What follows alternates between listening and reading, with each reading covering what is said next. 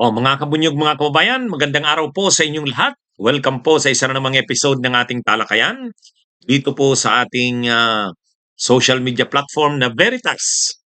Meron po tayong Veritas YouTube channel, subscribe na po kayo. Meron din po tayong Veritas Meta or Facebook page. Follow na po kayo.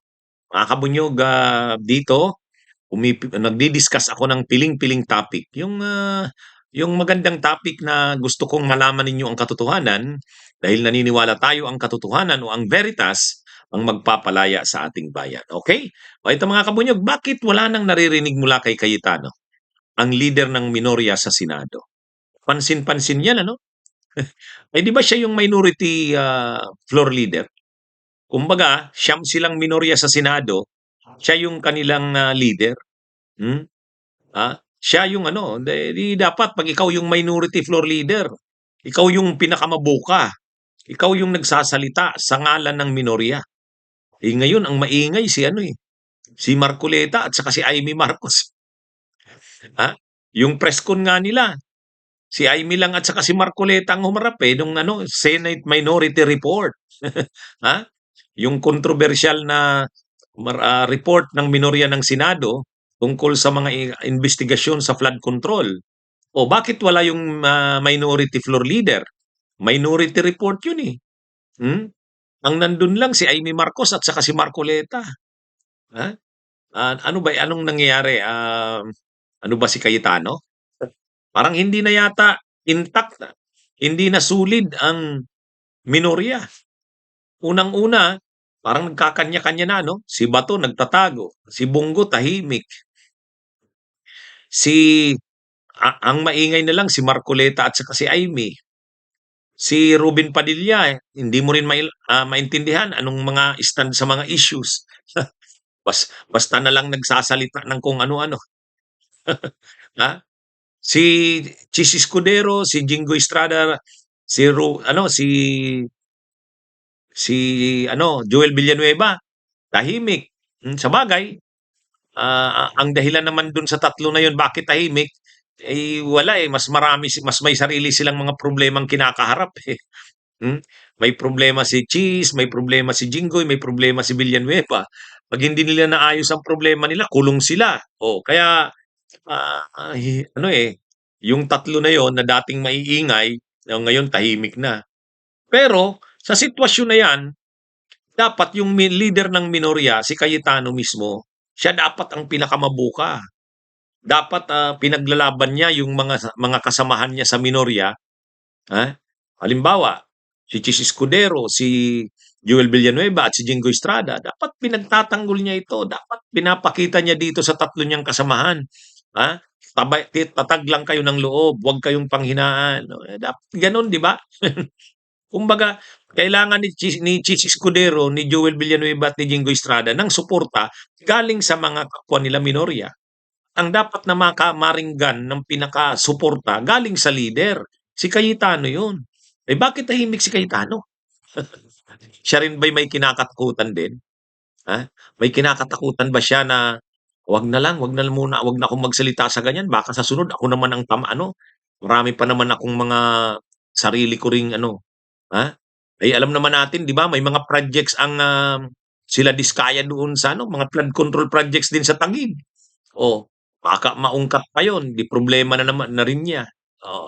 Pero dati sila yung nung dati nung sila yung liderato ng Senado, akala mo wala silang kinakatakutan. Akala mo walang makakapasunod sa kanila eh. Akala mo walang makakapasuko sa kanila. Kaya ang nangyayari ngayon, si Bato nagsasarili, nagtatago. Si Bongo sarili niya ring lakad.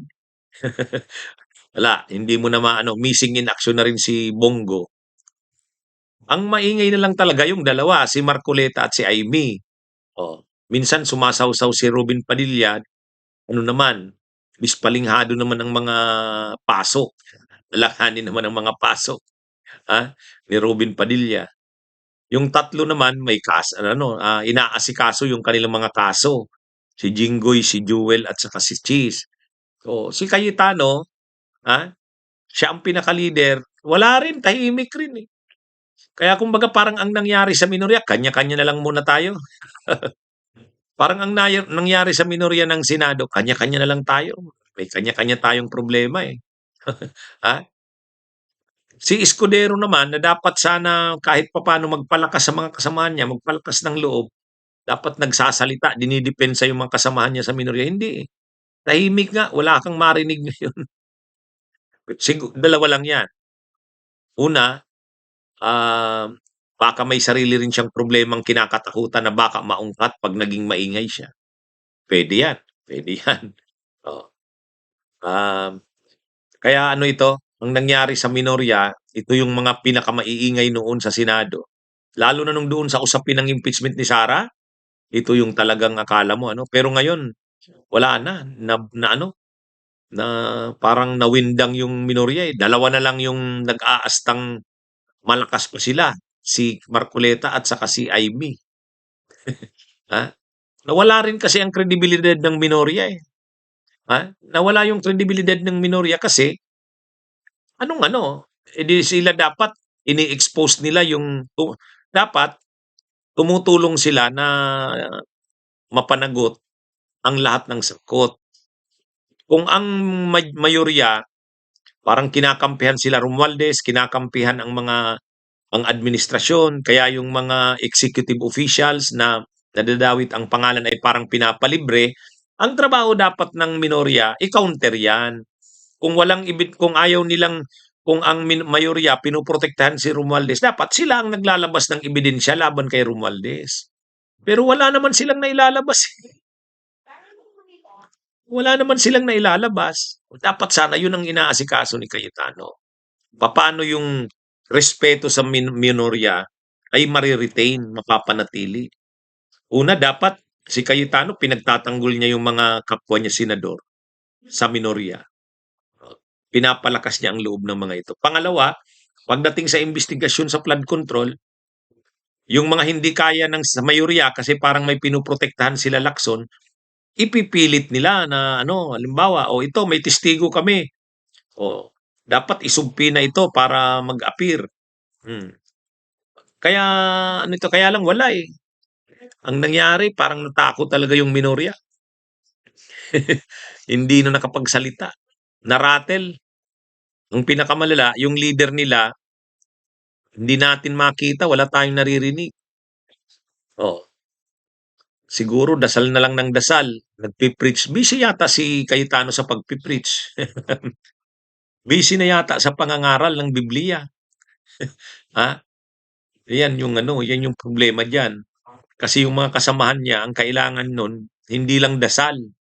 Kailangan silang ipagdasal o ipagdadasal sila ni Cayetano. Pero aside sa dasal, kailangan yung aktuwal na support. Ipagtatanggol mo yung ano mo, mga kasamahan mo, magme-meeting kayo para manatili kayong intact dahil may kanya-kanya silang mga problemang kinakaharap, eh. Pero ang magpapalakas ng loob nila yung leader ng Senado, ng minorya. At ito rin yung nag-aano, papanatiliin niya na intact ang grupo nila kahit sa kabila ng mga ano, ng mga kaso, problema, yun. Kaya lang yung mismong leader hindi marinig, eh, hindi makita, kanya-kanyang diskarte, ah. Yun yung ano, yun yung mga yung kapansin-pansin ngayon. Napansin niyo rin ba yun? Napansin niyo rin ba yun?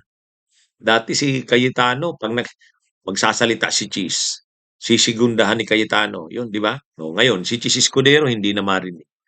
Si Cayetano hindi na rin marinig. Si Bato nagtatago.